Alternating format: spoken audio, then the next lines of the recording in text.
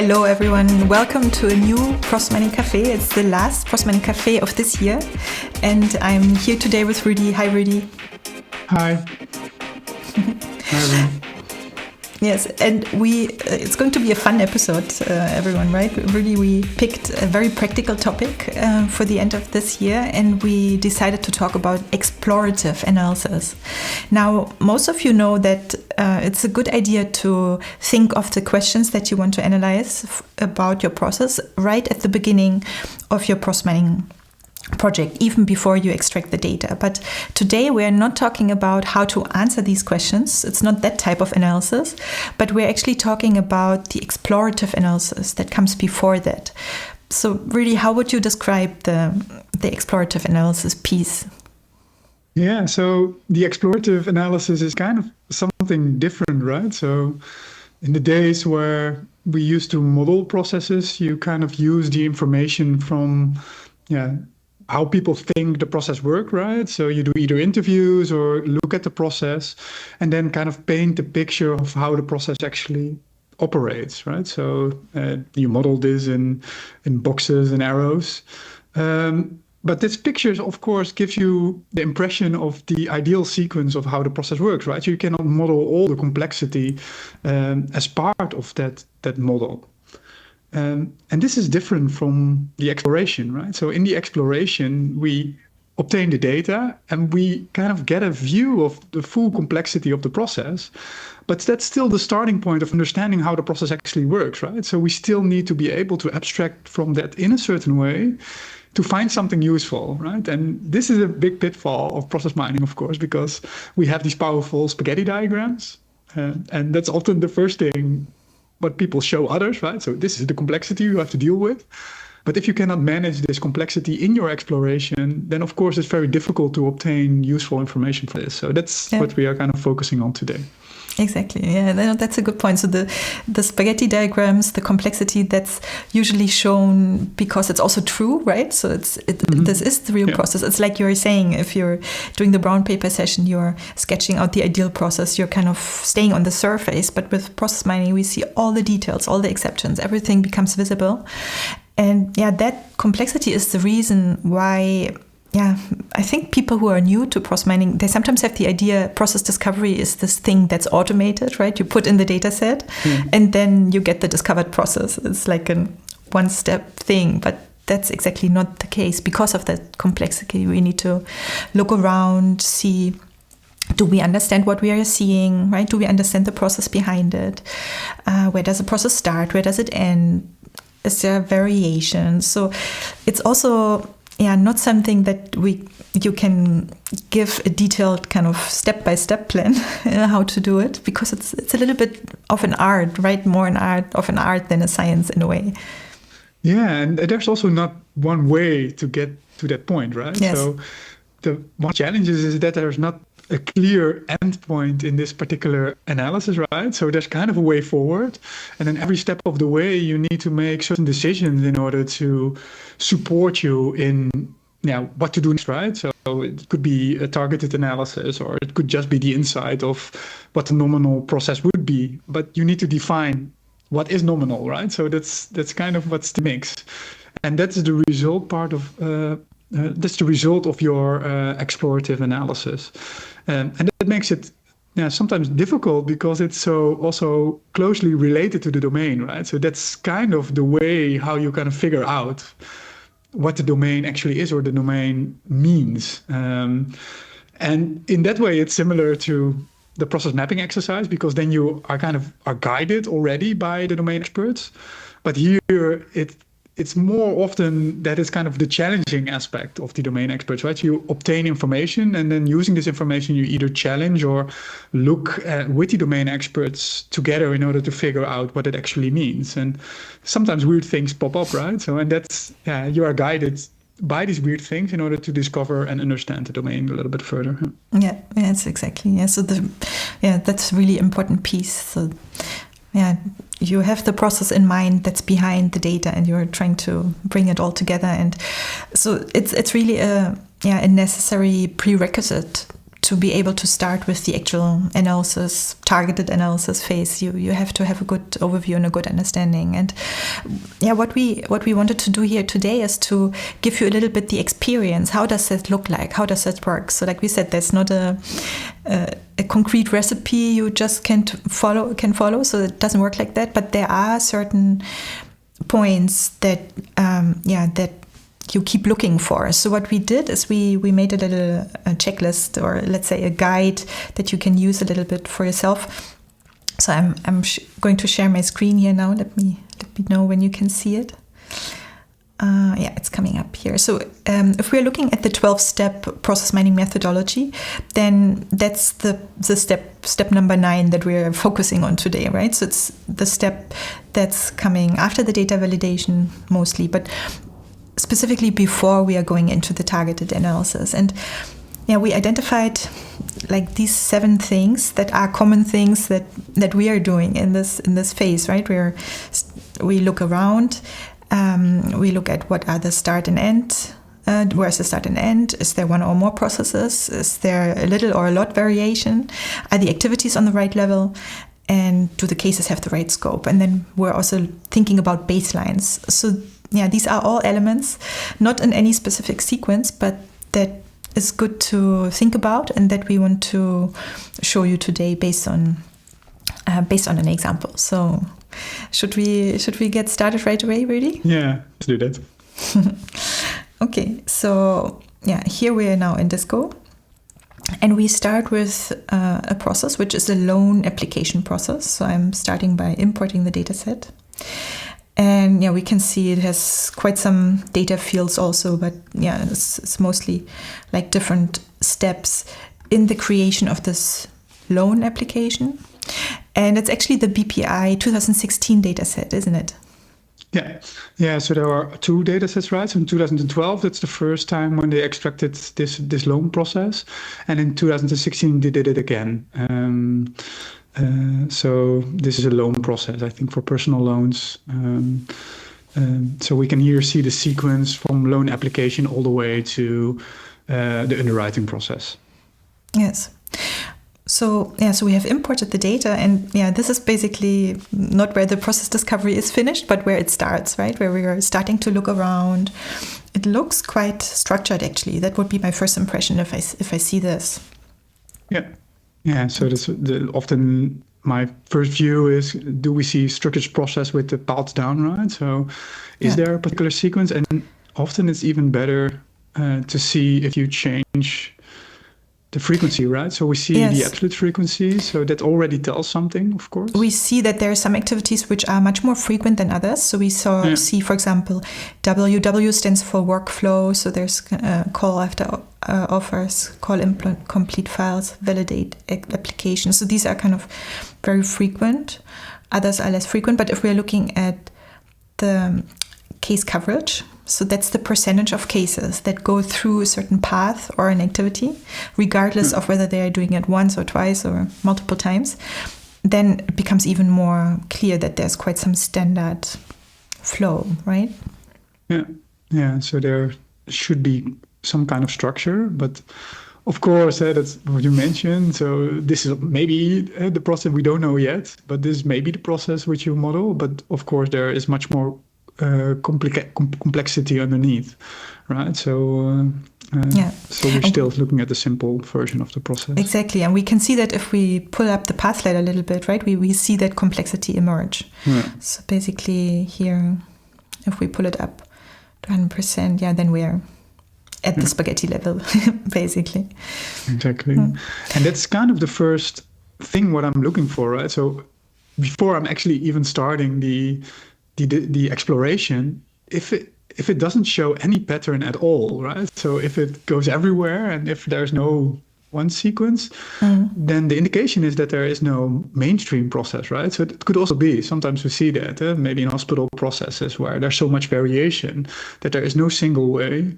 Maybe there's still too much detail, right? So there are other ways in order to simplify this. But this indication here is that, it seems that we are looking and seeing some kind of coherent pattern as part of the process. Yeah, there seems to be some structure. I agree. So that would be kind of a first impression if we look at this. And from here, where do you look around further? What do you do next, for example? Yeah, so often I first often quickly look at the cases, right? Yeah, so me too. At least to check to see if the variants have a strong top variant, right? And that doesn't seem to be here the case. Yeah, so if we're looking at we can look at example cases, of course, but if we're looking at the variants and we see that for the, what is it? It's 31,000 and something cases in total, and we have 15,000 variants. So there's a lot of variation. The most frequent variant just has 3%.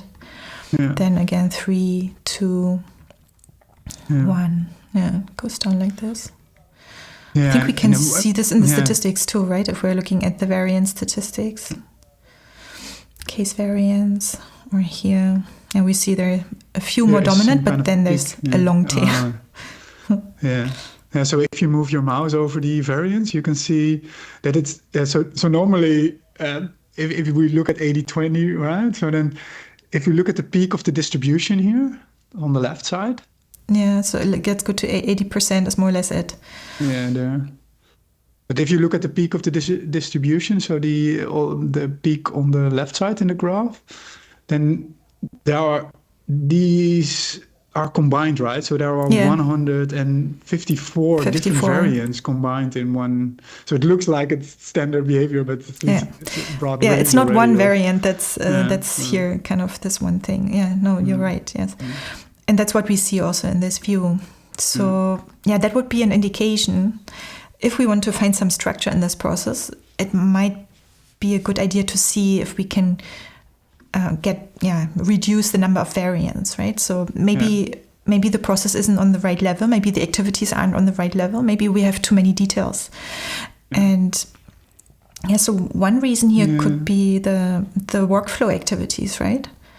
Yeah, so maybe one question first, right? So why do we want to do that, right? So that for us, maybe it's very standard way of doing this, but it's kind of grouping things together that are common, right? So if you kind of split things apart, which are still common, and that's kind of what we probably see here, then we create complexity, right? So we want to have kind of a view where things which are very common or similar are kind of grouped together so that we can say, okay, this variant, this sequence of activity has a particular meaning.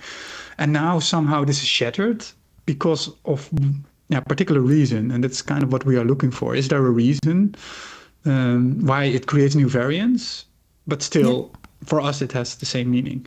Yeah, that's a good point, because the variants, they're a very useful analysis tool and also a way to look at the process by understanding the different flows through the process, but only if they are meaningful, if they are on the right level. For example, if you mentioned already the healthcare process, if you have a diagnosis and treatment process in a hospital with 1,000 patients and you have 1,000 unique variants, well, the variants don't help you at all in analyzing this process. You can't group them because everyone is unique, right? So the variants are only useful if you actually have some dominant variants and maybe some distribution there. Yeah.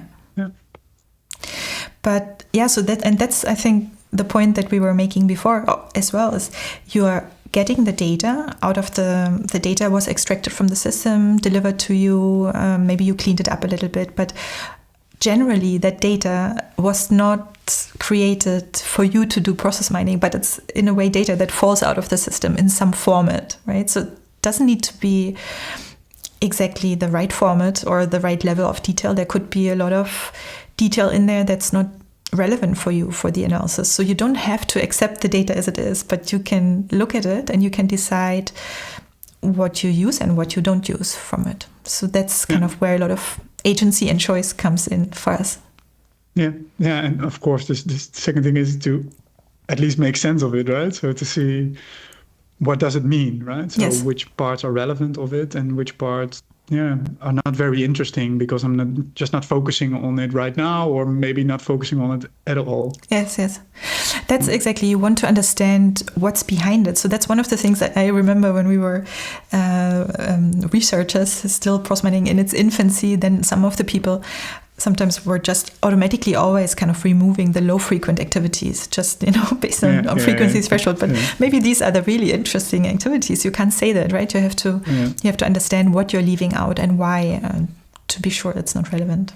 And sometimes it also kind of, it could be that the exploration is kind of the basis for this, right? So if you are doing an audit type of analysis and you have a question, it should never happen that you need to keep in these exceptions, right? Because it cannot ever happen that. While if you're doing a performance analysis and you need to make an estimate, for example, of how long this takes on average or a median, having a sample is fine, right? So it maybe it's a little bit off, but you still kind of have a good idea of what you need in order to work with that. So it also depends a little bit on what your analysis goal is eventually. Yeah, exactly. Yes.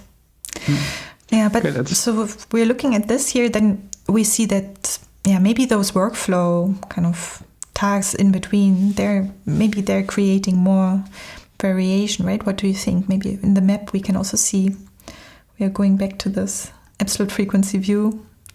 We see some of those frequent ones. So here you can see the points where they are dark blue, and you can also emphasize them, right? So if you search with the W underscore. Yes, we see it. They're everywhere, right? In the process map, they're in different places. So all of the red pointers now point to those workflow activities. And we also have others, right? We have also application activities. So these are related to the loan application, correct?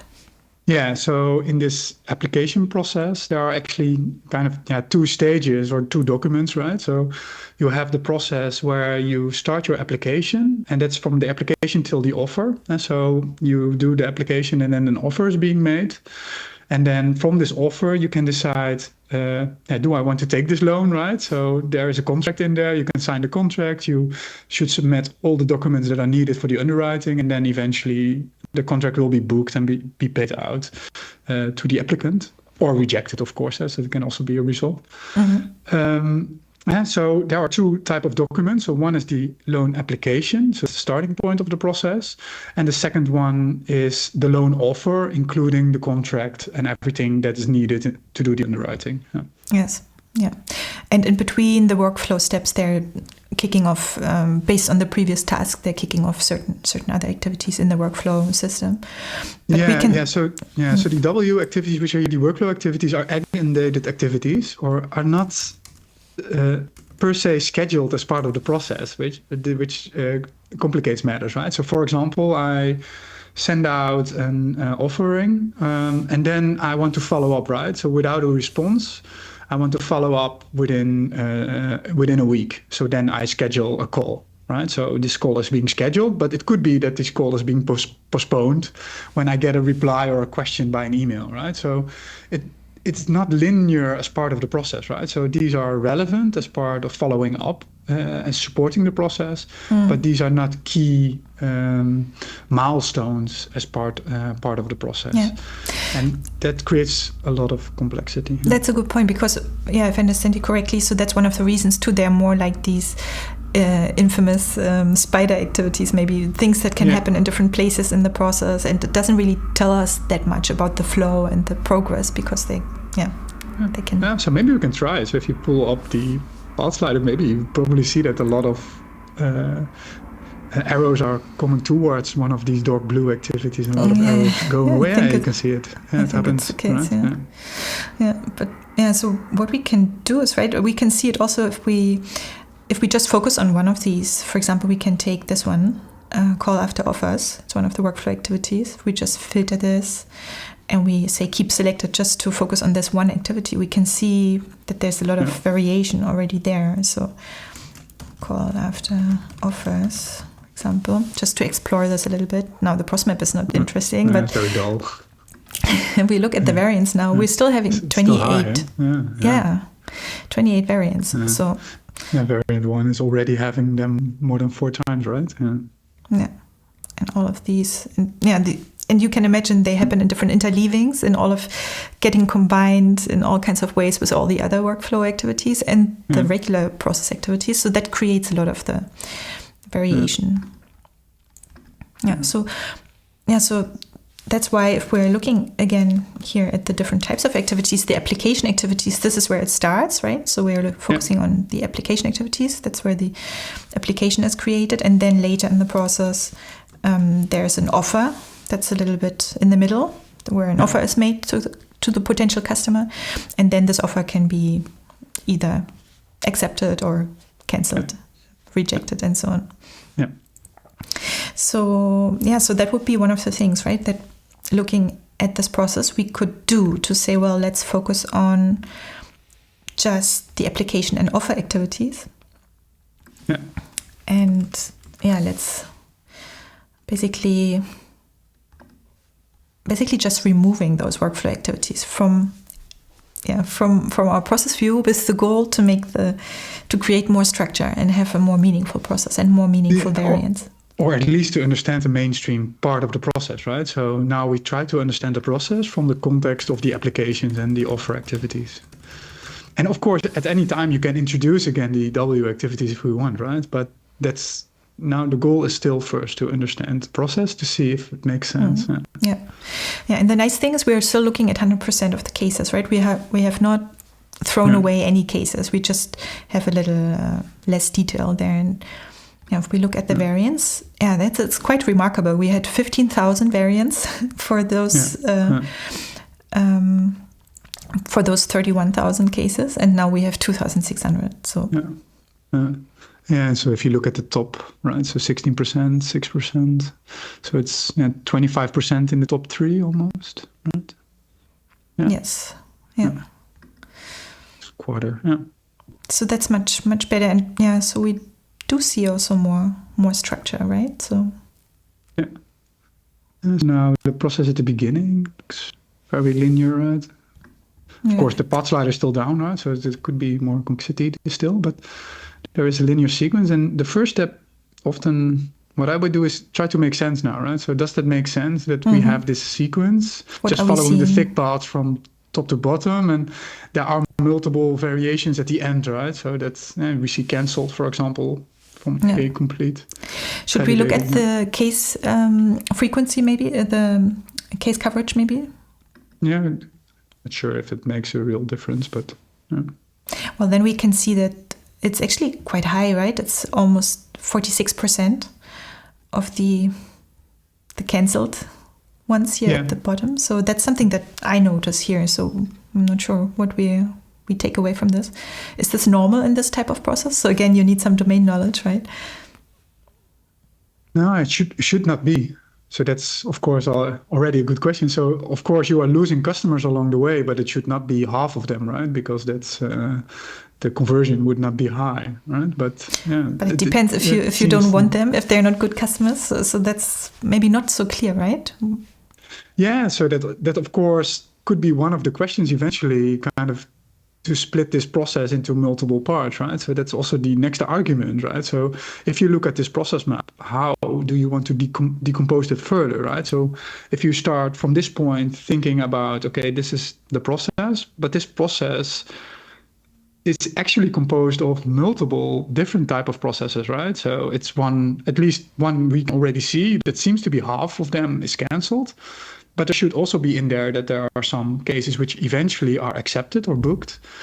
And there are cases that are rejected, right? So which are bad credit. So from that point of view, you can also start thinking about splitting this process also in multiple parts and understand how that works. That would be kind of the next thing if you see the structure. How can we decompose this further? But if you pull up the path slider, let's take a look how bad it still is.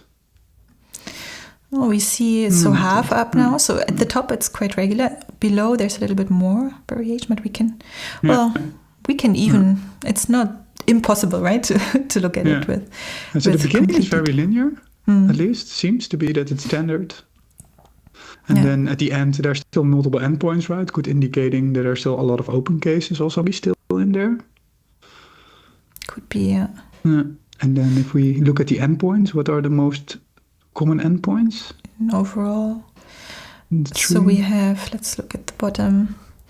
So cancelled, refused, and pending. So would this be the 3 outcomes also that you know? Seems to be, So if you look at this loan process, it seems to be 3 outcomes, right? So it's either cancelled by the customer, it's booked, right? So it seems that it's a little bit weird in the naming, but if you look at the activity before, it's accepted, right? Mm-hmm. Accepted and then pending. And then eventually it's there you have refused, right? So you have A, denied. So that means the application is denied and then the offer is refused. Mm-hmm. So that's rejected. And then, accepted. So the offer is accepted. And then the application is being pending for booking, right? So this is not a booking system. So the booking system is not included as part of this. Yes. Mm-hmm. Okay, so this would be like a positive outcome. And this would be a rejection. Yeah. But those are the cancellations. So it makes sense to that's why also one of the things on the checklist, just as a point to think about, are you looking at one or at multiple processes, right? So it makes sense to separate them. So for example, we could decide to look at the cancellations a little bit more, right? Should we do that, for example? Yeah. So also the argument there to do so or to not do so is. Mm-hmm. If you look at the questions or if you imagine the questions which you have about each of these processes, are they really different, right? And I have completely different questions about these cancelled cases compared to these cases which are either booked or rejected, right? So booked or rejected have a concrete endpoint. Maybe lead time will be important for those cases, right? They have a different endpoint. They have an underwriting process always, right? So these cases which are cancelled maybe don't have an underwriting process at all. Mm-hmm. And so that's also kind of a way to think about when do I want to split this process into multiple processes. But here the argument is there. Right. Yeah, you're right. We have different questions about the cancelled cases here. So. Yeah, so let's look at those a little bit more. So one thing we can do is just to click on this dotted line here to focus on this endpoint. So let's do that as a first step, and then let's say cancelled. So let's call it just that. And see what we get. So now we are with the 46% that we just saw, right? Still in this weird, endpoint. Right? Yeah. But again, let's look at what we are seeing and see if this makes sense, right? So if you logically think, right, so then that means I do an application. So if I'm the customer, I'm doing an application, then they bring out. So then I either never come back, right? So that could maybe an option, or they create an offering, and I don't come back, right? So that means I don't send anything back, and then it's being cancelled. Yeah, so here it's always, I'm wondering if we pull up more, if we see more direct also. No, it's always going to an offer, at least. Create offer, and from there can be cancelled. So it doesn't seem to be kind of auto-rejected cases. Don't seem to be in here, right? It looks like. Yeah. So does this mean then here that that the customer always does not take, the customer goes away? Is this the meaning, or could it be kind of different?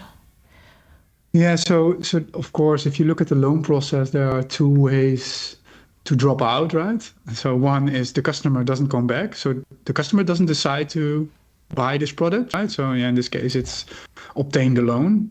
So they can have multiple offers, right? And then they need to choose which offer they take. And one of the factors is rent, of course, right? So if the rent of the one is higher compared to the other, then you take the one. You mean interest, or? Yeah, the interest. Yeah.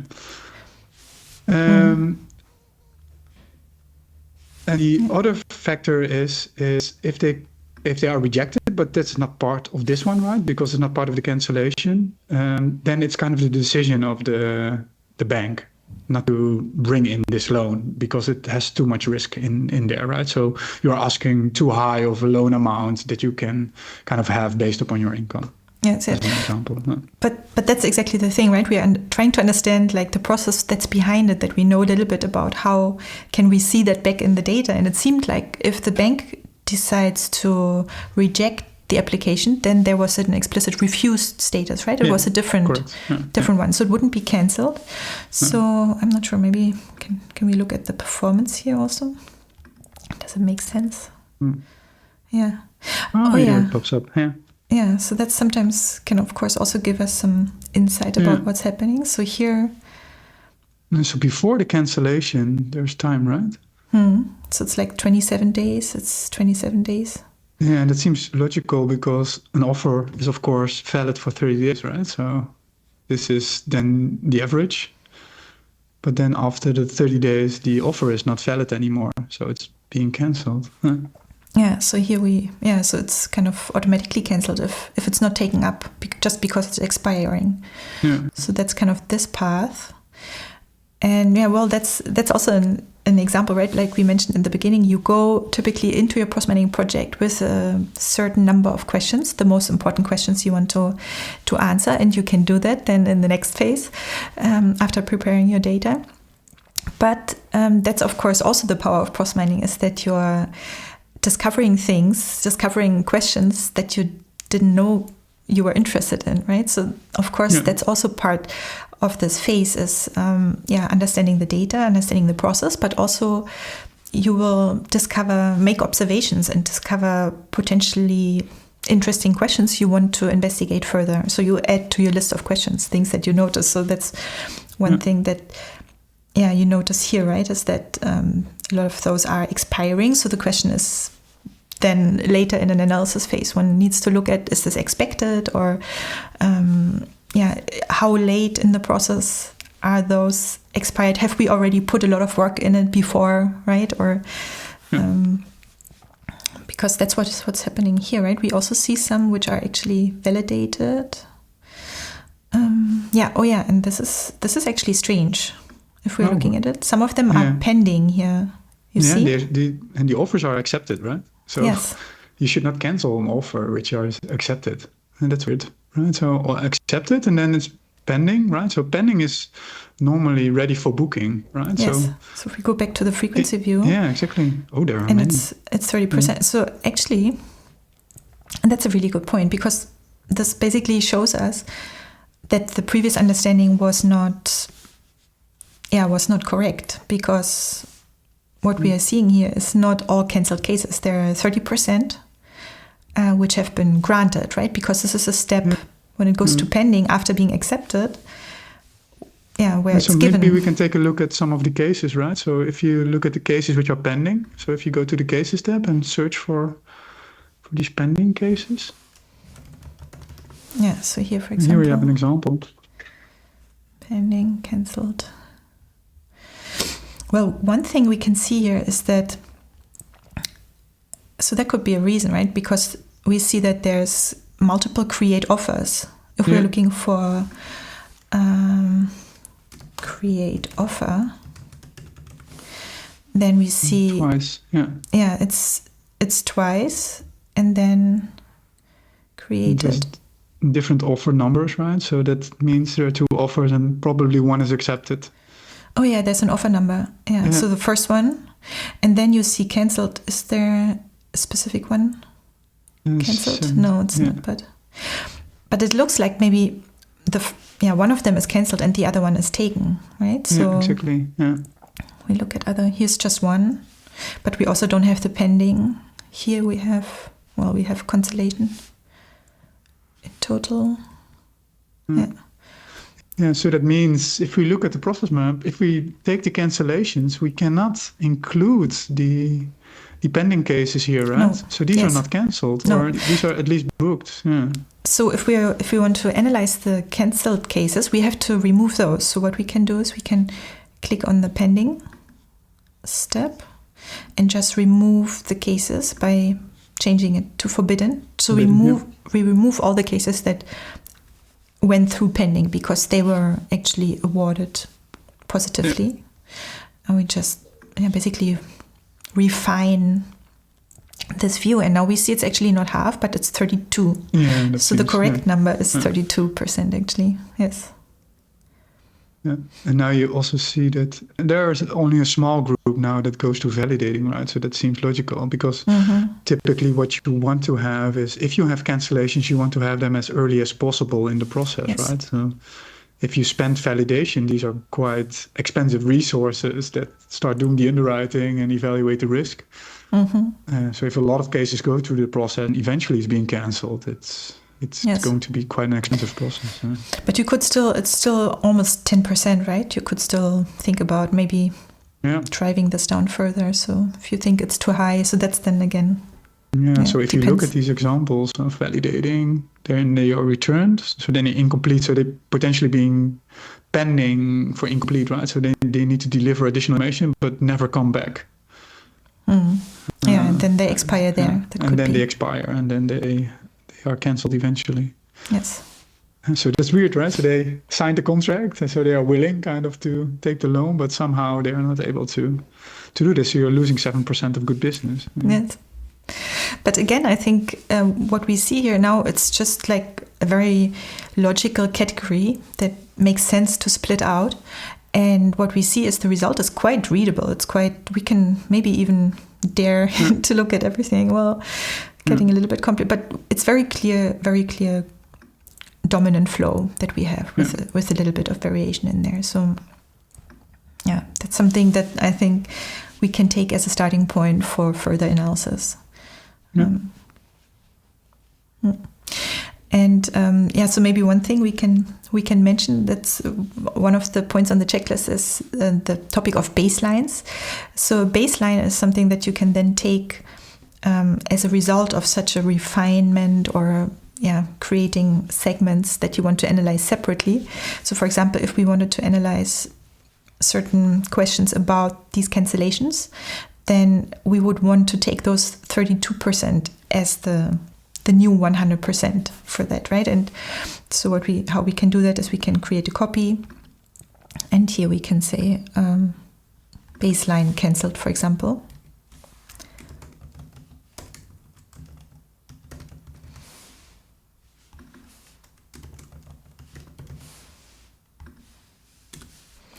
Yeah, and this is now, the result is the same thing, but now we can do further analysis based on this. Yeah, so I often use this also to make a measurement, right? So if you want to make a measurement, then you need to have a new reference point in order to make a measurement. Otherwise, you will take the 32% as a reference point in order to make the new measurement. And then you don't know what the eventual result is. Yes, exactly. Right, so this would be one segment, but we could also do the same thing and look at the others, right? So that would be then the regular process, where you maybe have different questions. So now we need to be careful, right? Because we cannot use the endpoints here. No, I think we also need to look at probably it would make sense to look at the presence of those refused or pending steps. Yeah. We can see if that looks right to us based on what we get. So refused and pending. Where's the pending? So this would be, let's say, a regular process, not cancelled, meaning. Yeah.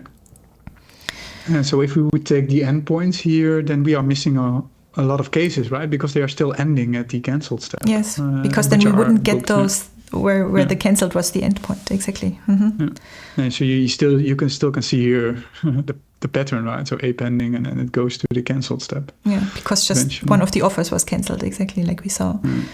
But it still creates complications, right? Because the cancelled step at the end is something we don't want to have, right? So if we look at the process, it then kind of ends at the pending step, right? And not at the cancelled step. Yeah, so that's a good question. So we could also look at, that's another thing we can think about. What's the scope of the process that we want to analyze? So for example, if we are interested in the process, for example, in the underwriting part, right? So which starts somewhere in the middle. So here at the top, this is, I think, if I remember correctly, this is where where a lot of is handled in the call center, and where people do things online. But then after the initial offer, so starting from here, from the validating, that's where the underwriting team works on it, right? So it's a different department. Yeah. Yes. There are two different roles, right? So yeah. So for analyzing what happens in that specific group, so it would make sense to just look at a certain piece from the validation step where they start working, where they start analyzing the offer and the documents. Basically, is this they get the documents already from the customer? Probably, right? Yeah, but maybe validating. It's one. Yeah, for me, it's kind of one step back before we actually are thinking about splitting the process further, right? So if you go back and then pull up the path slider, then you see, because we took that different definition, right, of the endpoint, and if we pull it all the way up, then it's not clearly only two endpoints, right? So we still have multiple endpoints as part of the process, because we now say either the pending step is part of the sequence or the denied step is part of the sequence. Hopefully it's exclusive, right? So that's something you can do in the targeted analysis, right? To check whether or not that is not booked if it was denied, right? But that's not something we focus on right now. But the different endpoints are still creating some complexities, right? Yes. But these are very low frequent. So if we zoom in, so hopefully they don't happen a lot. And that's something we can check visually here, right? Yeah, so here, well, the pending is 60%. The pending is the end step. So that's the regular point where the loan is being awarded. Refused, it's the 17% here where it's rejected. And then that's one of those that you're saying, right? It's kind of a low frequent one that creates complexity. What's the other one? The other one is the cancelled, I think, that we saw before. Exactly, and that's weird, right? Yeah. So typically what we want to have here is either the A pending step as the endpoint, so it's either accepted and booked, or it's denied, right? So the offer is being denied.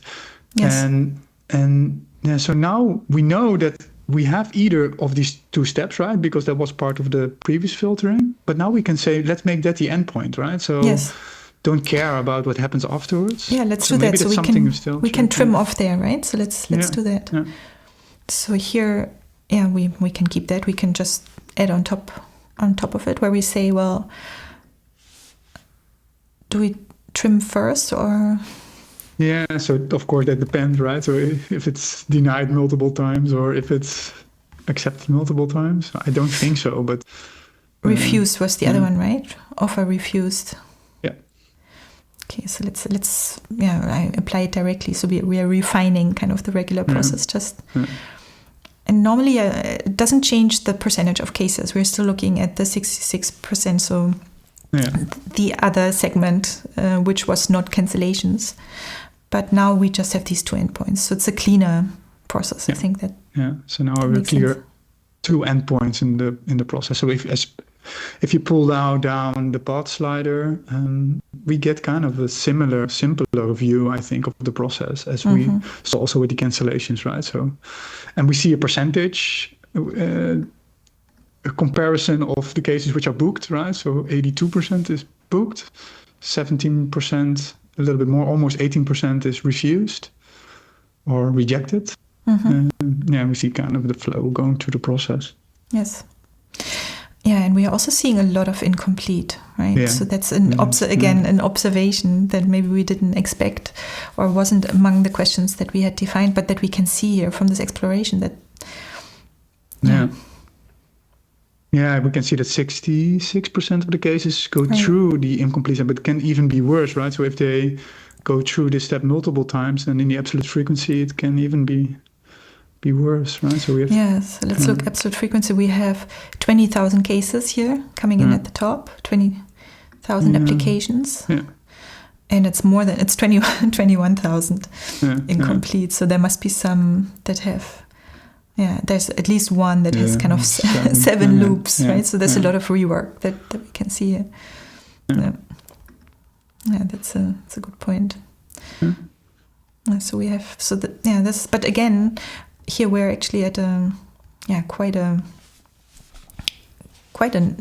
not very complex view, right? It's feasible now to start analyzing and to use this, and we could again create a baseline from this and then analyze. So this, for me, if you look at this, it has clear definitions, right? So it has a clear starting point that makes it easy. It has 2 clear endpoints, which has a concrete meaning, right? So it's fulfilling, so either rejected or complete. So that's kind of a fulfillment state for this particular loan product. And it gives me kind of a very dominant sequence going through the process. So I can kind of segment between the mainstream behavior and the exceptional behavior. Or at least there is a very dominant mainstream behavior. Yeah, we can do. I mean, if we look at the variants, we see that here now. We have the 2,000 variants now left from 20,000 cases, but the first one, has close to 10%, and then they're more meaningful than before. That's for sure.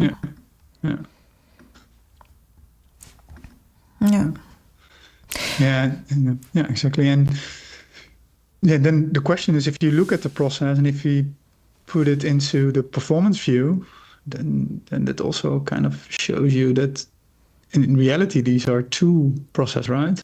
So if you click on the performance, and then the total duration already gives it away, but maybe the average duration is even better.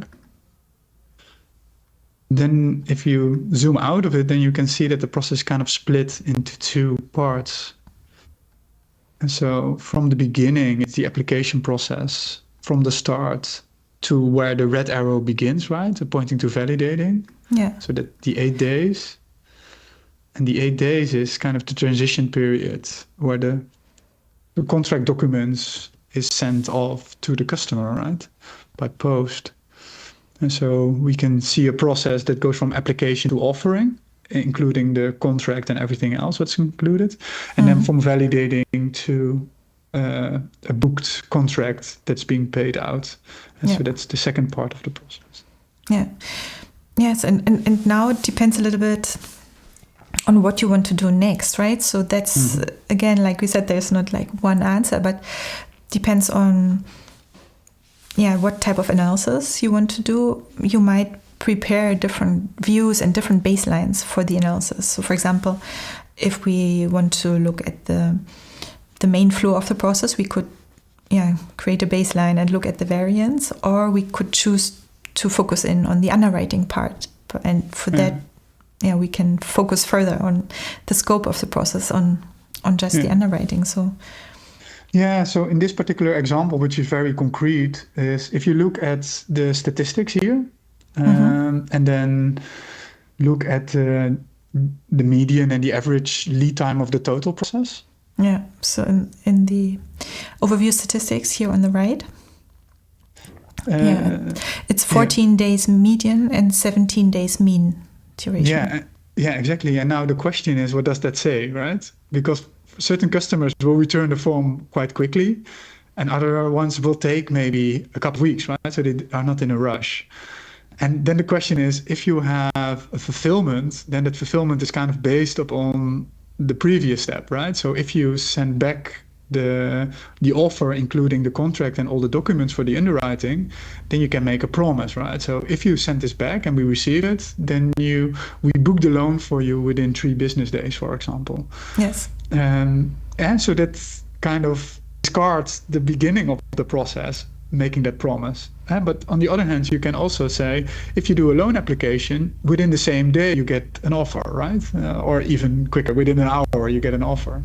And so that's another promise you can fulfill. But that takes out the time that the customer needs in order to make the decision, right? So that doesn't matter, right? If they take 2 weeks and they come back, it's fine, right? But it's not waiting for you to complete your work internally. And so that could be the argument to split it up into 2 parts. Exactly, So if that would be one of the things or one of the questions that are on the table for the later analysis, it makes sense to prepare such a view. So again, we could use the trimming functionality here. So we we can just put it on top actually, where we say endpoints, and then we trim. And here we take the validating. So the thing is that we are cutting the process when it comes to the validating, because that's the first step in the underwriting process. So if we say underwriting, and then we could create this as a new baseline also, right?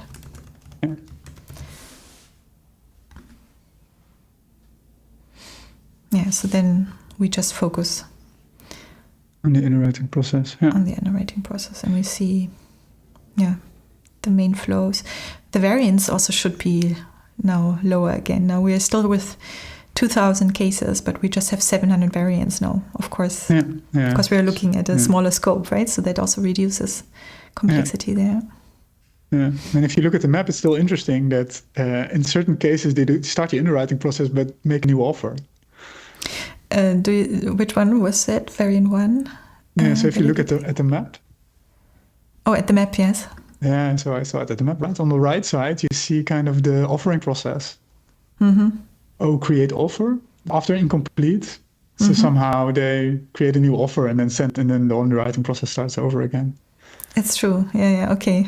So it's not just that the incomplete, so the documents are being sent in to be completed, but also 7% of the times. Yeah, it's quite high to create a new offering. Yes.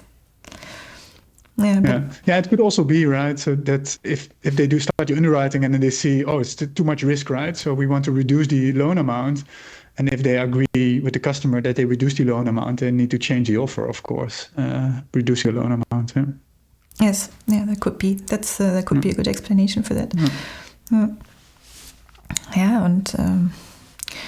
So we could do different things, right? I'm not sure if we look at everything. It's probably also still a little bit complex, but overall, there's a much more dominant flow. So we could also look at the variance, for example, if we wanted to use the variation filter to see what's the main. So now we really have a main process. We could look at the 80 or 90% even, but let's take 80%. For example, like this.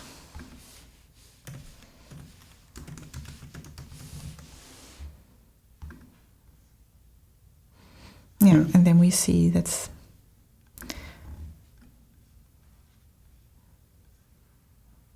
very clear.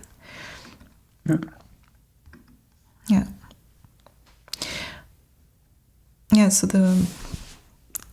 that's a little bit the endpoint here, right? I mean, there's one thing that I just saw, so maybe that's still a good example we could include, because we did say that this all comes after the data validation phase, but sometimes as part of the exploration, like we saw before, you build your understanding of how the data and the process connect. So we saw, based on the structure of the process, how we need to filter cancelled cases correctly, not to include some that were actually given.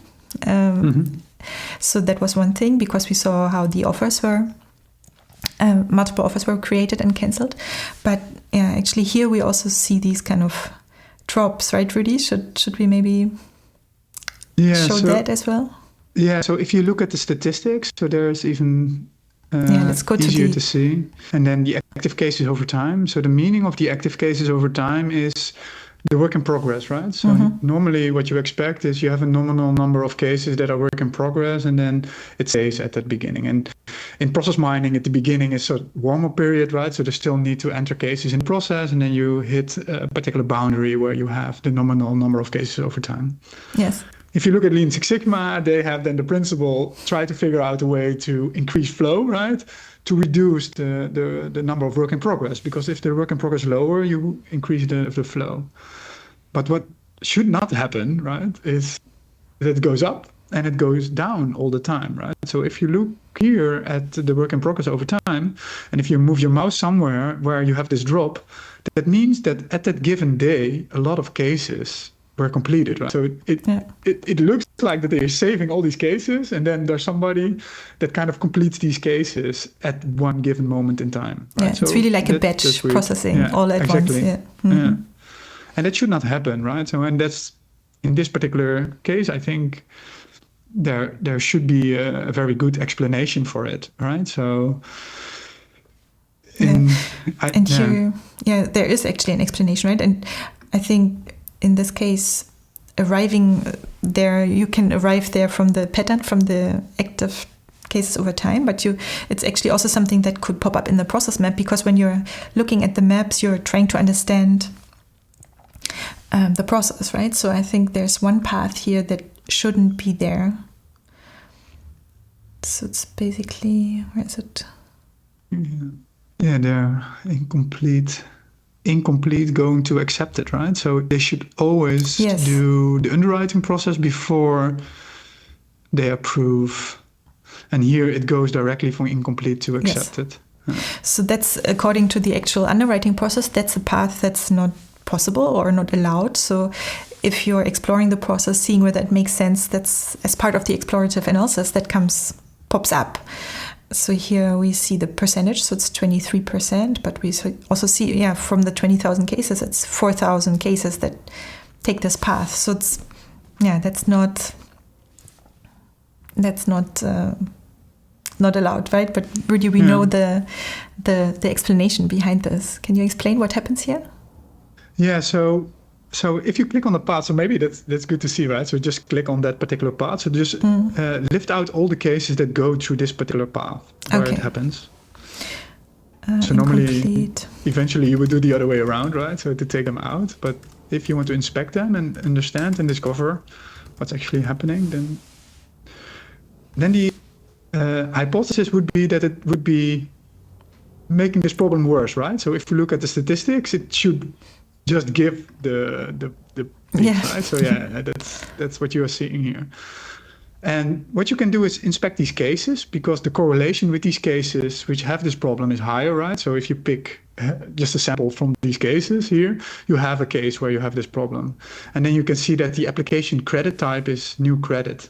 So instead of having a loan, this is out of credit. And this credit is being booked in the system at the moment when the salary is being paid out upon request of the customer.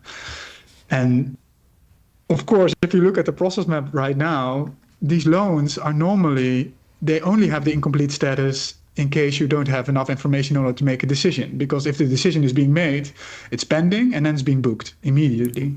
Yes. But now they introduced a credit product, but they didn't change the process, right? So they just mentioned, okay, it should be booked at the 22nd of the month, right? When the loan is being paid out, I just park it in incomplete, right? So they misuse the incomplete status here in order to make this new product work. And that should not happen. They should have another status that parks them or have a wait step, right?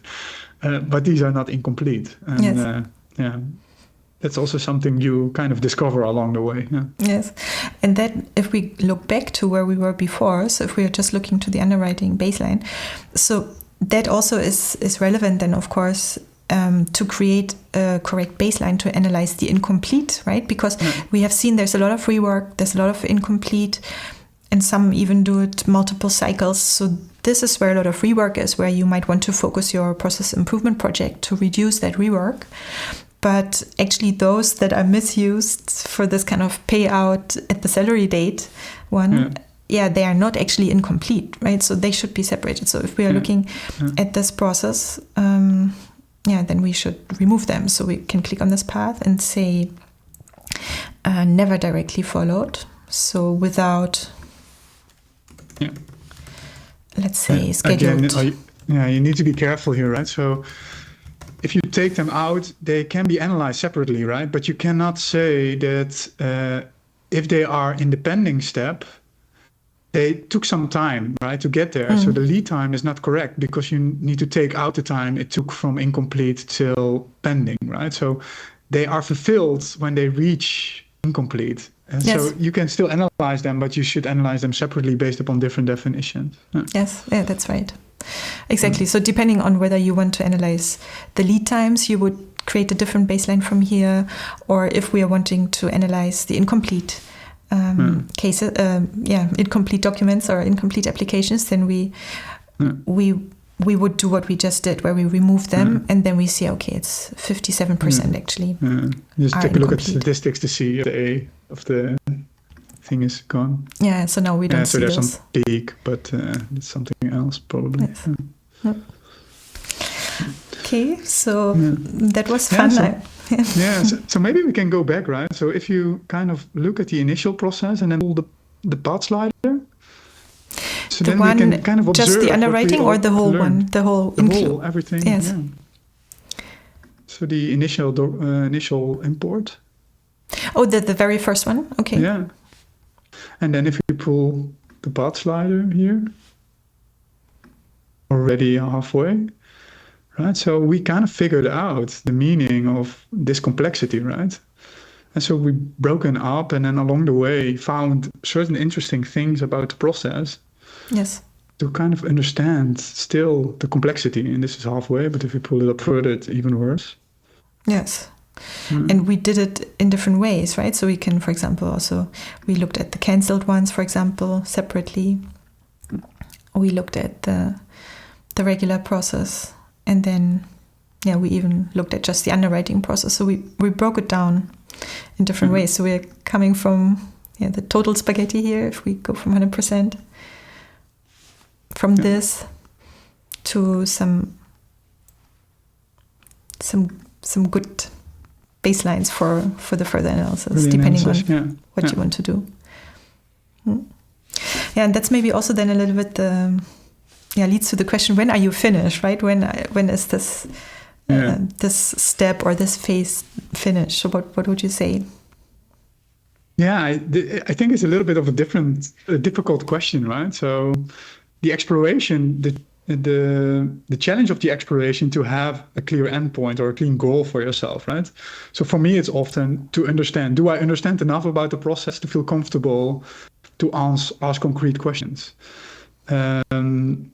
And that could be different points, right? So depending on the questions, there could be different things, right? So if I do a performance analysis, it could be different than if I'm doing more conformance type of analysis.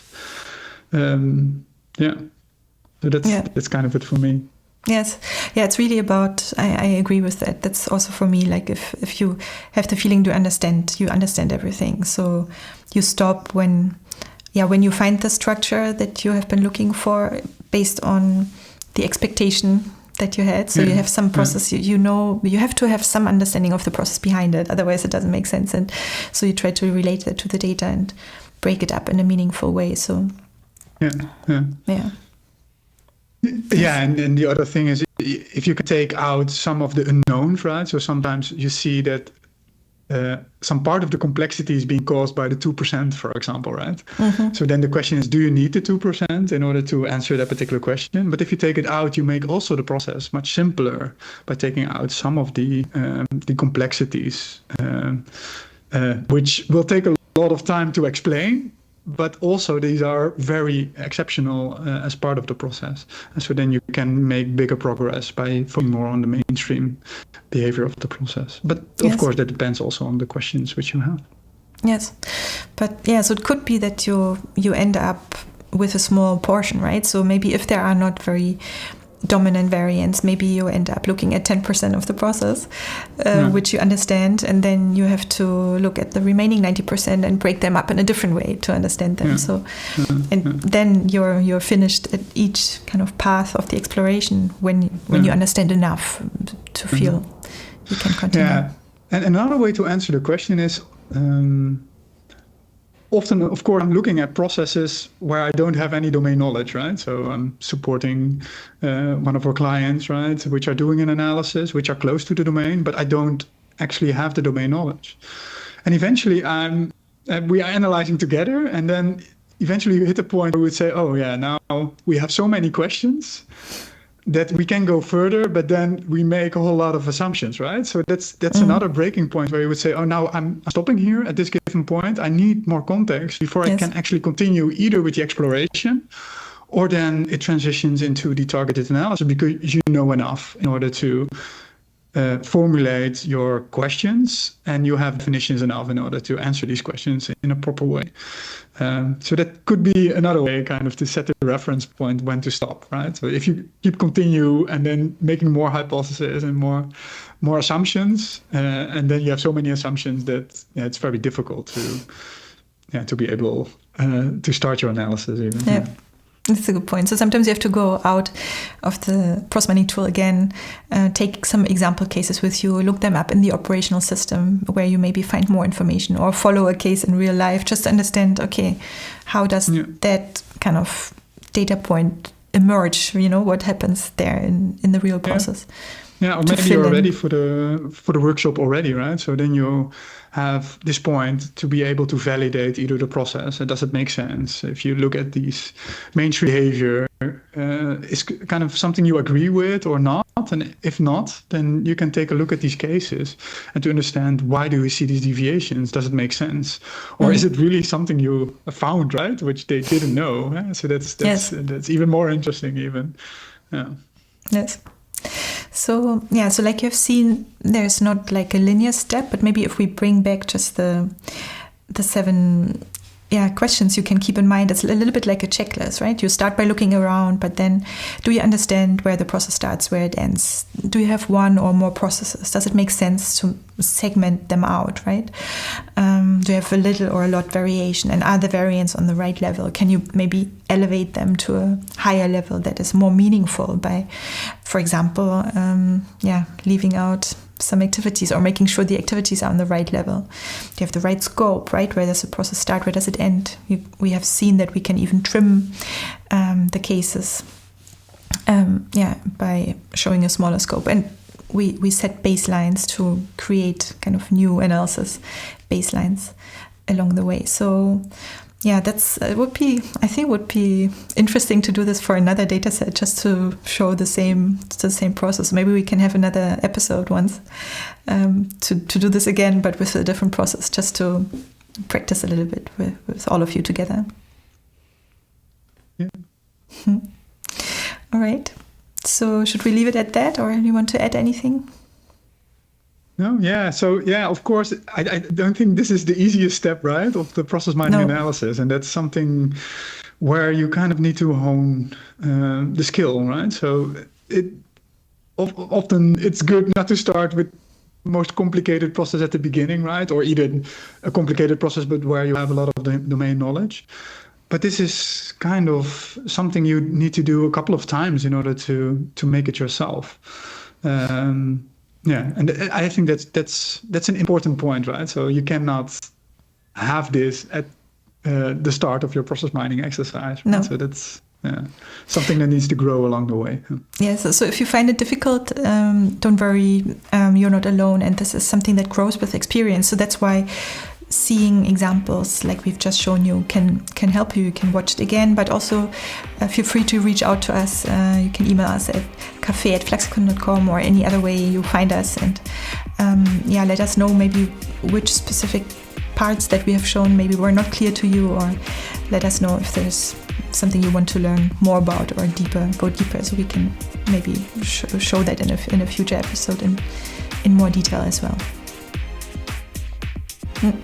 Okay, so then thanks again everyone for joining us here today.